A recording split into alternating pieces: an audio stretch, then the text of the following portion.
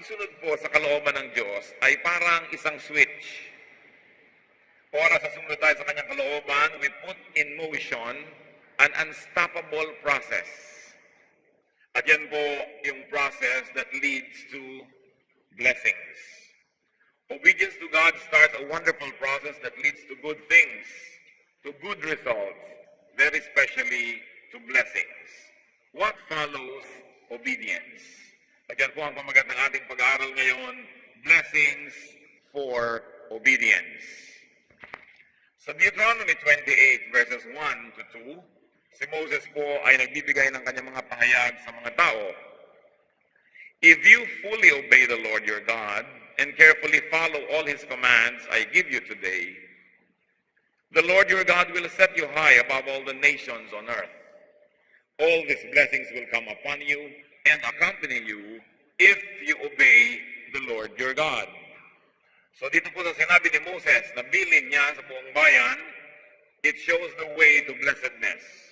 And that is full and careful obedience. To how many? To all of God's commands. At sinabi po niya dito, blessedness is now being equated with being set high above all the nations. So pag sinunod niyo ang lahat ng ipinag-uutos ko, kayo iaangat ko at itataas, mas mataas sa anumang mga bayan. Of course, it goes without saying that we are being, as a nation of God, as a people of God, set above all disobedient nations or disobedient races. At habang ito po ay totoo on a national level, that if the nation of Israel obeyed God, the Lord would give them honor, it may also be true and applicable on a personal scale. The beautiful thing about God's Word is that it may be universally applied, but it can also, very especially, be locally claimed or be personally claimed. Kaya yun kung promise sa bayan ay maaaring maging promise din sa isang tao kung yung iniuutos sa bayan ay gagawin ng isang individual na tao. Now, what are the forms of blessedness? Deuteronomy 28, 3-8. You will be blessed in the city and blessed in the country. The fruit of your womb will be blessed, and the crops of your land, and the young of your livestock, the calves of your herds, and the lambs of your flocks. Your basket and your kneading trough will be blessed. You will be blessed when you come in, and blessed when you go out. The Lord will grant that the enemies who rise up against you will be defeated before you. They will come at you from one direction, but flee from you in 7. The Lord will send a blessing on your barns and on everything you put your hand to. The Lord your God will bless you in the land He is giving you.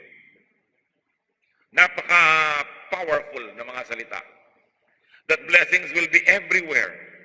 Ipinangako, in childbearing, sabi, the Lord will bless the fruit of your womb, in agriculture and industry and production, in matters of food supply and abundance, in all directions where they're coming in or going out, arriving or departing.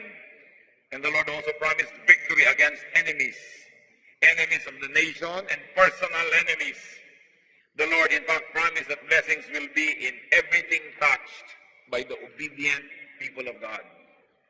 Kahit anong ipuin mo, sabing ganoon, magtatagumpay. Ano man ang iyong gawin, magbubunga ng mabuti.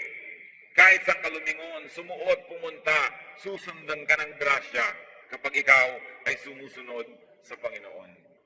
Natural, ang sumusunod sa Diyos, ang kasunod ng grasya. Ang sumusunod siyempre sa masama, sa demonyo, ang kasunod nun ay mga problema, mga kabiguan, even judgment. Deuteronomy 28, 9-11. The Lord will establish you as His holy people, as He promised you on oath, if you keep the commands of the Lord your God and walk in His ways. Nakita niyo po, ang salita lang ng Panginoon, sapat na pero meron pang oath, may kasama pang sumpa. Kaya doble-doble po ang ating garantiya ng pagpapala. Then all the peoples on earth will see that you are called by my name, or by the name of the Lord, and they will fear you. The Lord will grant you abundant prosperity in the fruit of your womb, the young of your livestock, and the crops of your ground, in the land He swore to your forefathers, to to give you. Ang dami-dami po mga seminar, mga libro, mga kung ano-anong kurso on how to make money, how to become rich, how to be prosperous, how to succeed, how to win friends and influence people and all these kind of things. Pero yun pala nandito lamang sa Deuteronomy ang sikreto ng pagpapala, ng abundance, success, victory, strength, and that is in obedience. That when you obey God, the Lord guarantees that you will have success. So what is the blessing here? That the Lord will identify you as His people if you obey Him. Sobra kanyang bibigyan ng pagpapala na hindi maiiwasang malaman ng mga tao sa paligid mo na ikaw'y pinagpapala na anak ka nga ng Diyos. That people will see that you are indeed blessed. And therefore, because you are identified with God, people will fear you. Sasabihin nila, huwag nating kalabanin ito, pinagpapala ito ng Diyos. Huwag nating sasalungatin, huwag nating pahirapan, huwag nating saktan, huwag nating pag-usapan ng masama. Kasi obviously, ay siya'y pinagpapala ng Diyos sa dami ng dumarating sa kanyang mga patunay. Deuteronomy 28:12-13. The Lord will open the heavens, the storehouse of His bounty, to send rain on your land in season. It's important to send rain in season.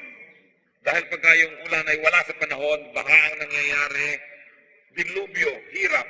Pero yung tamang-tama lang sa pangangailangan ng mga halaman, in season.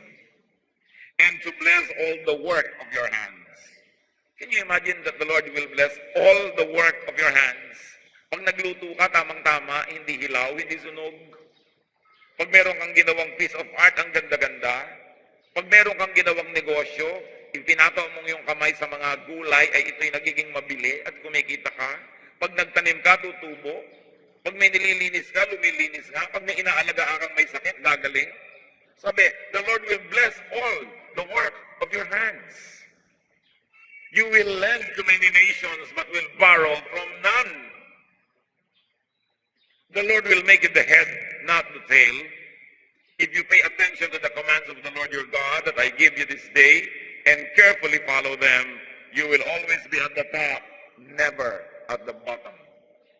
So nakita po natin ang mga pangako ng Diyos, blessings in forms of rain. Rain is not bad weather. There is no such thing as bad weather. Lahat po ng uri ng klima at panahon ay nagmumula sa Diyos, kahit pakidlat. Huwag ka lang ang tamaan. Pero kung tinamaan ka, walang personalan, nakakalat ka siguro. Yung kidlat, it recharges the air, the atmosphere with electrons. It is good. Yung ulan, it replenishes the water supply of the planet. I wonder why we have to call it bad weather. Subukan mo hindi umulan kahit kailan. Pati ang bagyo, nililinis niya ang maraming bagay. Pati ang mga punong natutumba, mga sangang natatanggal kasi mahina na yung sanga o matanda na, dapat nang i-retire, dapat nang tanggalin kasi matibay na sanga, hindi naman natatanggal yan ng hangin. At yung mga punong hindi matibay, hindi rin yung magtatagal, nabubunot ng bagyo. Pero yung matitibay, hindi.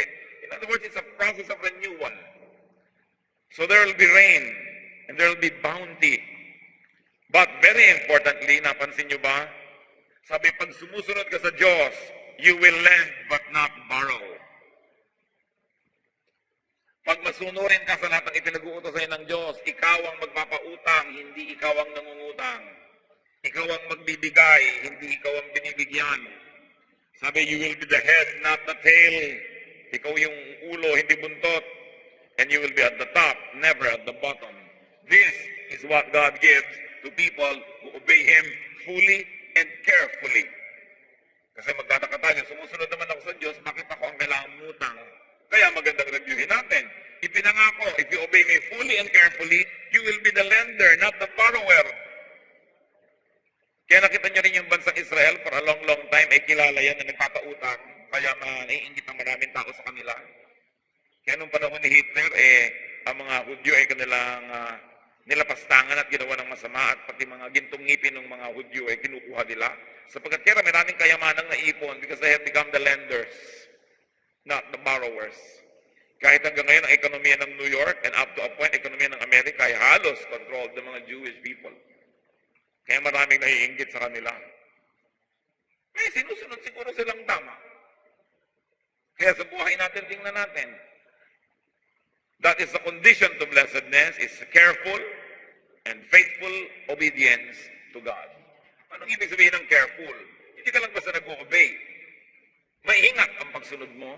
Pati ang iyong mga pamamaraan sa mga ipinapagawa sa iyo ng Diyos ay maka-Diyos din. Kasi alangan mang sasabihin mo, may leading ako ng Panginoon na ipinapagawa sa akin. Pero yung inyong technique, yung inyong process and procedure ay ungodly. That you have to borrow tools from Satan to do the biddings of God. Hindi careful obedience yun. At kailangan faithful obedience. So abundance, victory, and honor are not in human might. Hindi nadadaan sa pagalingan. Hindi nadadaan sa talino. Hindi nadadaan sa technique. Hindi nadadaan sa pagalingan. Not in power, not in schemes, but in God's pleasure. Kung gusto kang kalugdan ng Diyos at kinalulugdan ka, hindi mahirap sa Kanya at ipinapangako pa niya na ibibigay niya ang kasaganaan, tagumpay, karangalan. Pero ano man ang pagsisikap natin, kung hindi ibibigay ng Diyos, walang mangyayari. Kung gusto kang pagpalain ng Diyos, walang makakapigil. Pero kung ayaw kang pagpalain, walang makakapilit. Kaya hindi dapat tayo na gumagawa ng mga bagay na kahit na masama na, kahit na mali na, unethical na, para lamang magawa ang gusto natin gawin. Pinipilit masyado. Kumisan sa kahit sa gawain ng Panginoon, napipilit na. Pinipilit magkaroon ng ganitong ministry kung hindi naman ganun ang calling. O kaya ganun nga ang calling pero yung pamamaraan naman, very questionable. Hindi pa rin pagpapalain. Sapagkat ang Panginoon ang una niyang hinahanap sa puso ng tao, yung pagiging masunurin sa kanyang mga ipinag-uutos. At wala naman tayong maililihim. Gaano ba kahirap sa Diyos na tayo'y paunlarin at bigyan ng kasaganaan? Hindi naman niya ipaghihirap. Bigyan ka man niya ng sangtambak na perlas, inilipat lang niya mula sa pusod ng dagat, patungo sa tenga mo o sa hikaw mo o kung saan man. Hindi pa rin siya nawalan, nasa planeta pa rin yun. Tambakan ka naman niya ng ginto, hindi pa rin siya nawalan dahil lumipat lang yun ng lugar.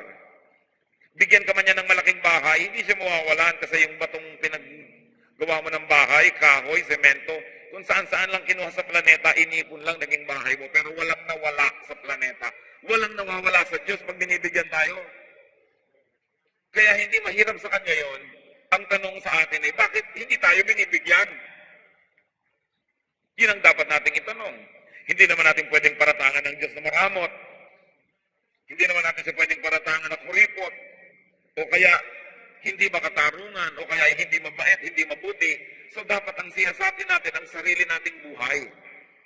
At punong-puno pa naman ng mga pangako at instructions sa Bible kung paano sasagana, paano bubuti ang buhay. Yun lang pala, obey God.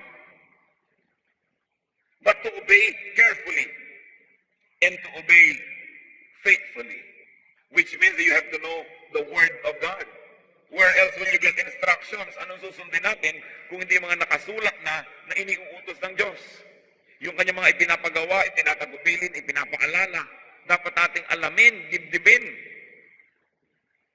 Yung iba hanap ng mga manual, mga kung ano-anong ina-attend, mga seminar na ang mamahal, attend ka, magbabayad ka ng 5,000 pesos para lang umattend ng seminar maghapon dahil merong isang self-styled, successful businessman na magbibigay sa'yo ng tips how to be successful. At kung magiging successful, kung kukontahin niya siya, iba naman ang kalagayan niya, ibang kanyang panahon, iba ang kanyang konteksto. Samantalang nandun sa Bible, ang napakaraming utos ng Diyos ang dapat alamin at sundin. At pag sinunod natin, Diyos na ang bahala kung paano niya tayo papaunlarin. Siya ang nagbibigay sa atin ng mga ideya, nagbibigay sa atin ng mga pamamaraan at nagbubukas ng mga pinto para ang pagpapala ay ating matagpuan. So God grants these very good things, abundance, victory, and honor to those who obey Him. And not only obey, brothers and sisters, but to those who delight to obey Him. Kayo na magulang, kayo na superior, kayo na employer, sinusunod siguro kayo ng inyong mga subordinates, pero iba naman yung kasiyahan nyo pag nakikita nyo na siya may nasisiyahang sumunod. At hindi yung kaladkadang at ang bigat-bigat para lang sumunod o nakasimangot o wala man lang cheerfulness. So God grants these good things to those who carefully obey Him. Magtataka ka, may mga Christians, Kristiyano talaga. Alam na alam nilang Christian sila, pero ang dami nilang areas of life na talagang alam na alam din nilang hindi sila sumusunod sa Diyos. Pagkatapos, nagtataka pa sila kung bakit hindi sila napagpapala. Anong nakakataka doon? Ang bilin, faithful and full obedience. Why will you be blessed when you obey God? Because God is correct all the time. Because His ways are true and good. So it becomes automatic that His ways work. Kaya yung kanyang pamamaraan ang ating sundin. Sa Zechariah 4:6, so He said to me, this is the word of the Lord to Zerubbabel, not by might, nor by power, but by my Spirit, says the Lord Almighty. Hindi galing, hindi talino, hindi lakas, hindi strategy ang magbibigay ng tagumpay. Ang magbibigay ng tagumpay, ang Espiritu ng Diyos. Kaya kahit meron tayong ginagawang mabuting bagay, kung minsan hindi nagtatagumpay, kasi yung methods natin, yung pamamaraan, hindi mabuti. Kung mabuti ang ginagawa, dapat mabuti rin ang pamamaraan. Psalm 73 verse 26, my flesh and my heart may fail, but God is the strength of my heart and my portion forever. Kahit bumigay na't hindi kayanin ng aking katawan, ng lakas, ng what is physical in me, it is the Spirit of the Lord that will enable me. Interestingly, God even channels the production of sinners into the hands of those who please Him. Yung mga lumalabag sa kalooban ng Diyos, gumagawa ng mali, tapos parang nagtatagumpay, nakakaipon, yumayaman, nagiging sikat, yun pala, may bawi rin yun. Ecclesiastes 2:26. To the man who pleases Him, God gives wisdom, knowledge, and happiness. But to the sinner, He gives the task of gathering and storing up wealth to hand it over to the one who pleases God. Ganun pala. Ang premyo ng Diyos sa taong nakanulugod sa Kanya, karunungan. Karunungan ang ending happiness. Kasi marunong ka pala, ba't ka malungkot? Dapat yung karunungan mo, ang nagiging ending yan, sumasaya ka. Kasi kung minsan yung karunungan sa mali ginagamit, kalungkutan din ang bunga. Sabi, at sige, hinahayaan lang niya na sobrang magsikap, yung mga makasalanan, mag-ipon ng mag-ipon, pero ang gagawin din ng Panginoon, lahat ng inipon ng taong yon, ibibigay niya dun sa nakakalugod sa Kanya. To obey God. Ang daming forms of obedience. Katulad halimbawa, itong sinasabi sa Ecclesiastes, kung naging very disobedient ka to God, nabuhay ka ng masama, marami kang inipon, tapos ngayon kinakausap ka ng Diyos, huwag yung inipon mo, ibigay mo niya sa katabi mo. Kasi yung katabi mo is pleasing to me, ibigay mo sa Kanya. Kung yun ay dumarating sa iyong puso, para mangyari yun, di ba kailangan sumunod ka? At pag sumunod ka na, di obedient ka na. Kahit siguro binigay mo sa Kanya, yung pinabibigyan na walang ka na, dahil naging obedient ka sa Lord, ngayon ka mag-uubis ang tumanggap talaga ng para sa iyo. Nangyayari yun eh. Nangyayari yun. May mga tao na ang tagal-tagal nila nagsisikap, nag-iipon yung pala para sa iba yun. Ipapabigay pala nila sa kanila ni Lord yun sa isang charity, sa isang makabuluhang gawain, sa isang importanteng misyon, kaya pala sila hinayaan lamang. Pero kung ipagkakait nila yon, patuloy na meron silang bagay na gano'n, pero hindi nila ma-enjoy because they will not have happiness. They will only have an accumulated asset, but not happiness. So dapat marunong tayo mag-obey. Obey God. Obey God's decrees. Obey God's commands. Marami pong form ng commands. At ang pinakamalinaw na dapat sundin yung commands that are written in the Bible. So Deuteronomy 11:26 to 28. See, I am setting before you today a blessing and a curse. Ganoon naman si Lord, laging kompleto, both sides, may balance. May blessing, pero meron ding curse. The blessing if you obey the commands of the Lord your God that I am giving you today. The curse if you disobey the commands of the Lord your God and turn away from the what? From the way that I command you today by following other gods which you have not known. Commands. Sabi, sundin mo lahat ang ibibigay sa iyo at nakasulat naman. Pero may sumpa pag hindi mo sinunod. Laging malinaw ang pili.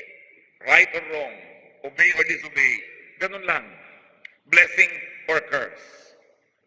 Now, commands also may include the unwritten prodding and leading, though they may seem unpopular, disadvantageous, impractical, sometimes impossible to achieve.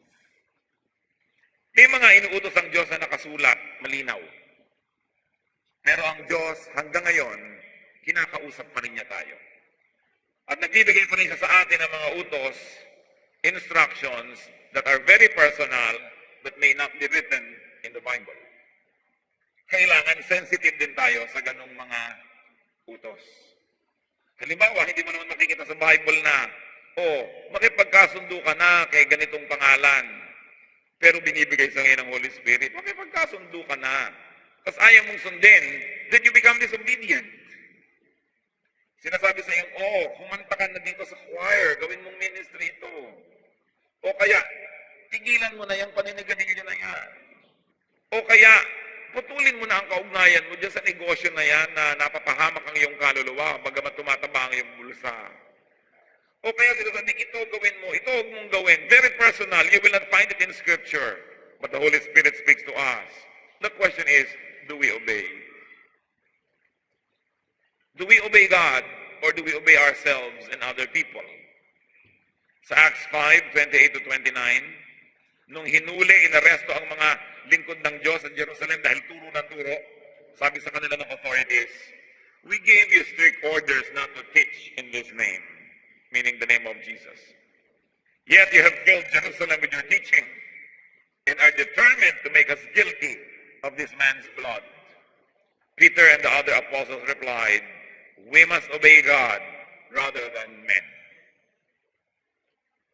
Dumadating po ba tayo mga kapatid dun sa mga sandali na talagang malinaw na malinaw, pumipili tayo kung ang susundin ay Diyos o tao at sumusunod ba tayo sa Diyos? Yung ganun pagsunod. 1 Kings 22:13-14.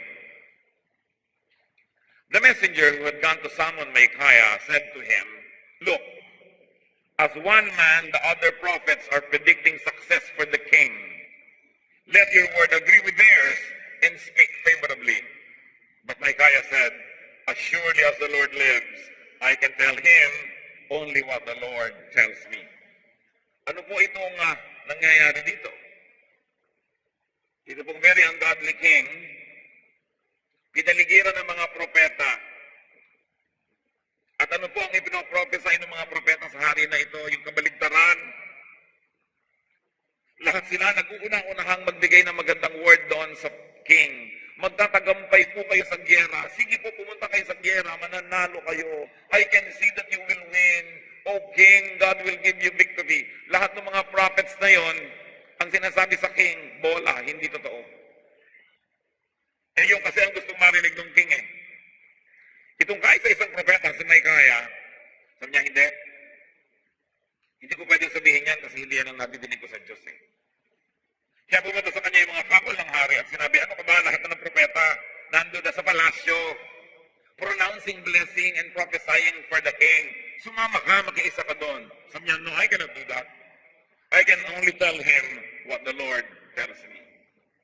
And if you're interested to know what happened to this story, this king went into destruction and he was killed because he received wrong prophecy.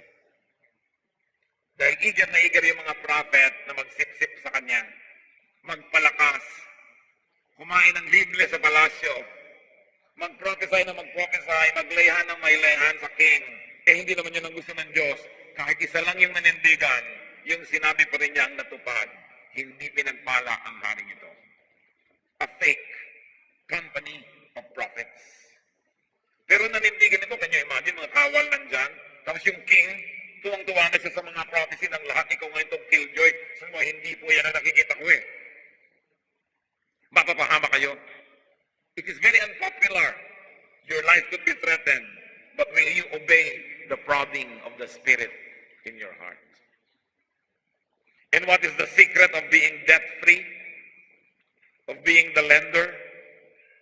Obedience pa rin. Nandun pala yung lihim para tayo mahahango sa utang. At paano tayo makakaiwas sa lagi nilang nangungutang at lagi nilang kinakapos? Siyempre, pag nangungutang ka, nawawala ka na ng dignity. Kahit hindi nakakatawa yung joke nung inuutangan mo, tawa ka ng tawa. Kahit hindi maganda yung anak niya, ang ganda-ganda mo naman. Sabi mo doon sa bata, pero gusto mong labukutin ang mukha niya pag hindi nakatingin yung inuutangan mo. Umagang-umaga, nagkakakanta ka ng happy birthday sa kanyang tarangkahan. Dahil may utang ka eh. Mahirap yung may utang, sunod-sunuran ka lamang. Sabi ni Lord, bakit di ako sundin nyo? Para hindi nyo kailangan maging sunod-sunuran sa tao. Gaano kahirap para sa Diyos sa pagpalain ka? Meron bang imposible sa Diyos? Ngayon, tayo ang dahilan. Dapat nating i-x-ray, i-ultrasound ang ating puso. Buksan, tingnan, ano ba ang laman mo na disobedience at ikaw tuloy itong maraming utang. Bakit kailangan mangyari sa iyo yan? Eh mayaman naman ang iyong Diyos. Mahal ka naman niya. Hindi naman niya ipaghihirap na bigyan ka. Surely nothing is wrong with God. But something is wrong with you. With me. With us. Kung tayo hindi tumatanggap ng pagpapala. Ando na, nakaparada na, gustong-gusto nang ibigay, eh hindi ka readyng tumanggap. Paano ba yun?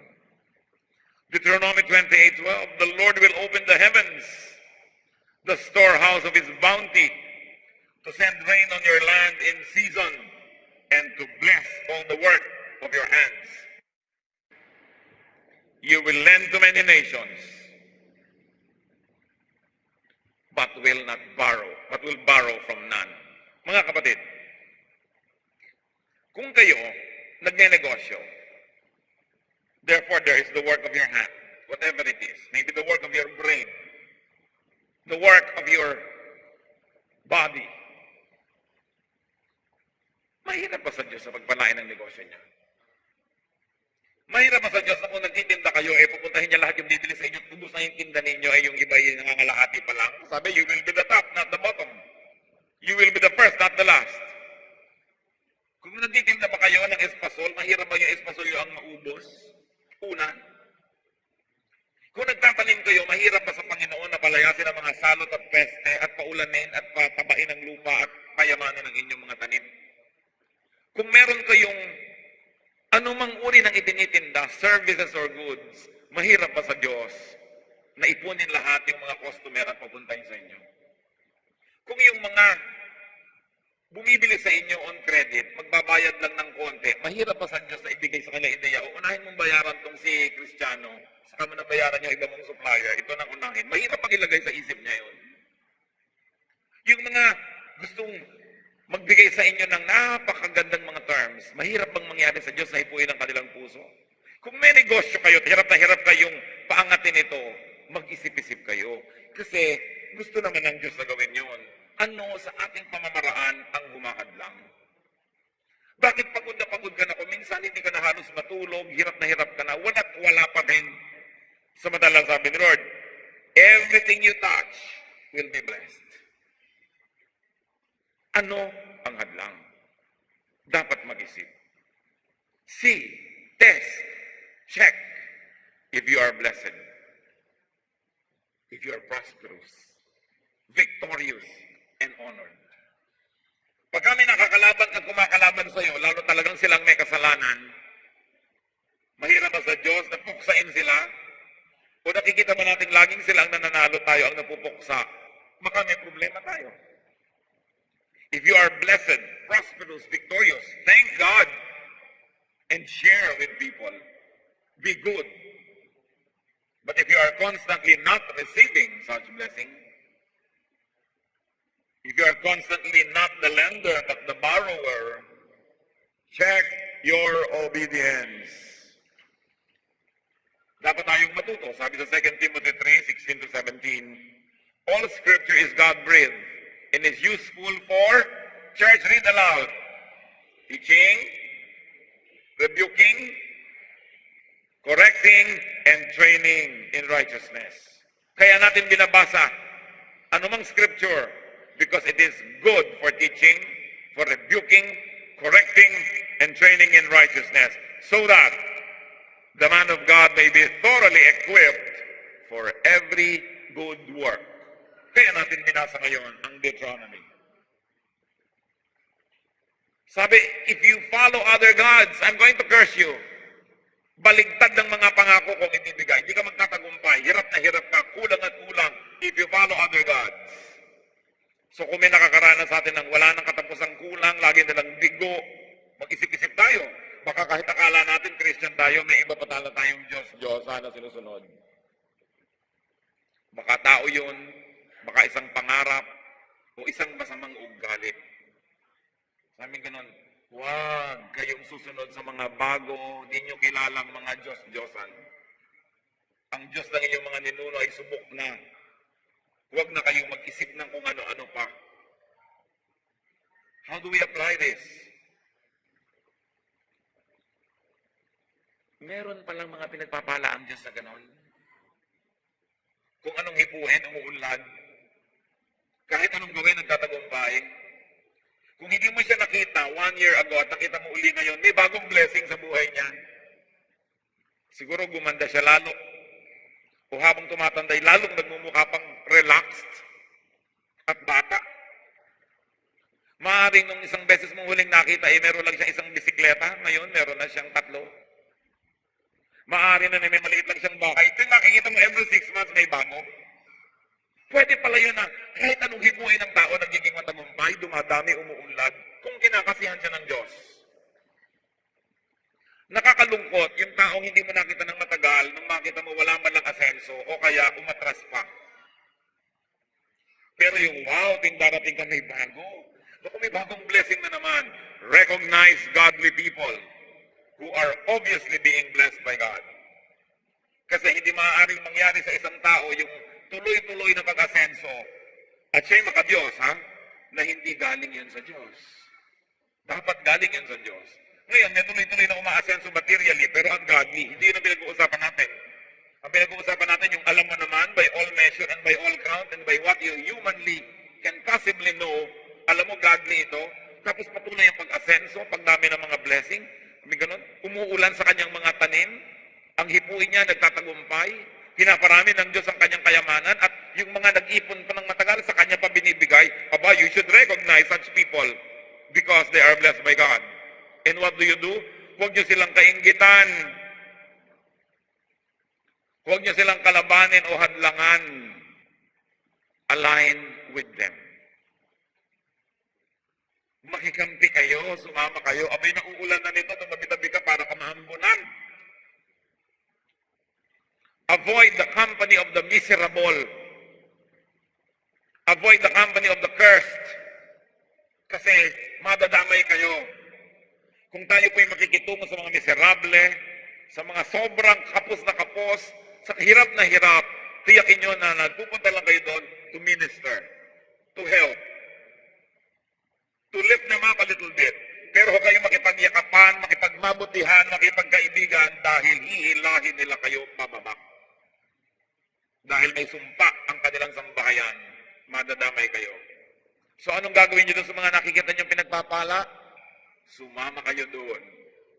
Dahil pinagpapala yun eh. Bless them too. And you know what you should do? Invest in them. Invest with them. Nakikita nyo, lahat ng itanim sa lupang ito, tumutubo, namumunga, doon kayo magtanim.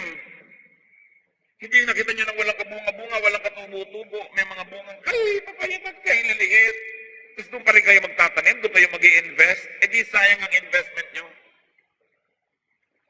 Kahit nga sinong magsasaka or farmer, lalo big-time farmer, bago siya magtanim, kukuha muna ng soil analysts.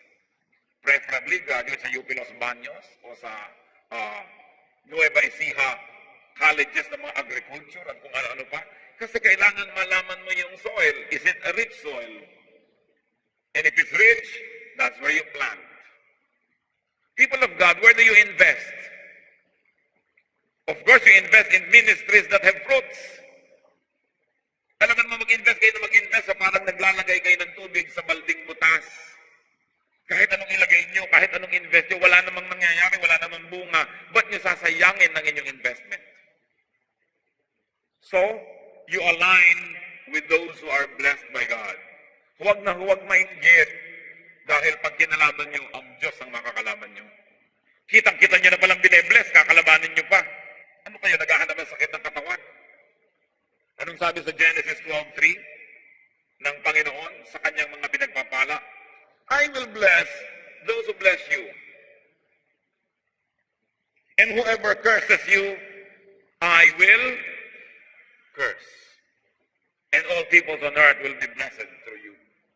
So dahil mahal kita, dahil pinagpapala kita, ang magpala sa iyo, pagpapalain ko rin. Ang sumumpa sa iyo, susumpahin ko. Ang kaibigan mo ay kaibigan ko. Ang lumalaban sa iyo, ako ang kalaban. Yan ang sinasabi ng Panginoon sa mga pinagpapala niya. Kaya mag-ingat-ingat tayo na hindi tayo nagiging masama o mainggitin pag may pinagpapala. Matuwa ka't may pinagpapala, baka maambunan ka pa't mabigyan. Kung yan naghirap ng naghirap, mas mahirap niya sa sayo, di ikaw pang magbibigay dyan, ba't hindi ka matutuwa kung pinagpapala yan? Kaya yung inggit, napakasama. Napakaraming mga magkakapatid, magkakaibigan at magkakapatid sa Panginoon nagkakasiraan dahil sa inggit. Dahil nakikita ka ba, nagkakaroon ito, ba't ako wala? Nagkakaroon siya, ba't ako wala? Ang tanungin mo ang sarili mo, ba't di ka binibigyan ng Diyos? Pagkatapos, sisirain pa. Sabi, remember, those who curse you, I will curse. Mag-ingat-ingat tayo sa ating mga salita, sa ating pagbibitaw ng mga criticism. Dahil baka ginagawa natin yon sa pinagpapala ng Diyos, ang mangyayari, tatalbog yun sa kanila at didikit sa inyo. Mag-ingat. Matthew 13:3-9, ang galing talaga ni Lord na agriculturist. Then the Lord told them many things in parables, saying, a farmer went out to sow his seed. As he was scattering the seed, some fell along the path, and the birds came and ate it up. Some fell on rocky places, where it did not have much soil. It sprang up quickly, because the soil was shallow. But when the sun came up, the plants were scorched, and they withered, because they had no root. The other seed fell among the thorns, which grew up and choked the plants. Still other seed fell on good soil.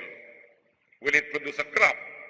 100, 60, or 30 times what was sown? And, church read, he who has ears, let him hear. Sabi ni Lord, may seed na nalagay doon sa babato, walang nangyari. Doon sa landas, walang nangyari. Doon sa madawag, walang nangyari. Pero yung nalagay sa matanim magandang lupa, nagbunga ng higit lalong marami kaysa doon sa itinanim.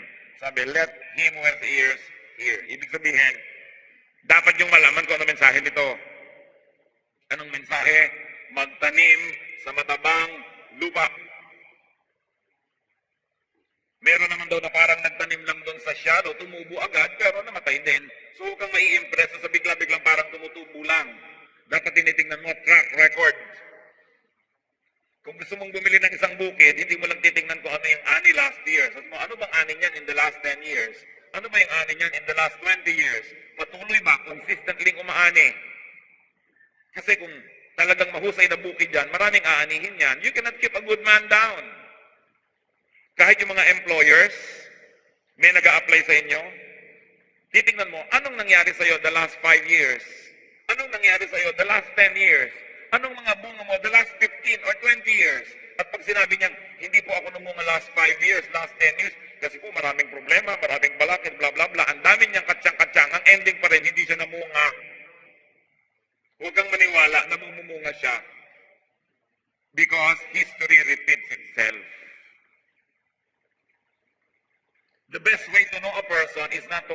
what His plans and dreams are.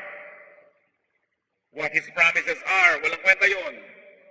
The best to know a person is to ask about his past. Anong ginawa mo the last 5 years sa kabila ng hadlang na sinasabi mo, sa kabila ng mga balakid, may bunga ka ba? Kasi kung wala, wala ka talagang bunga. The years before that,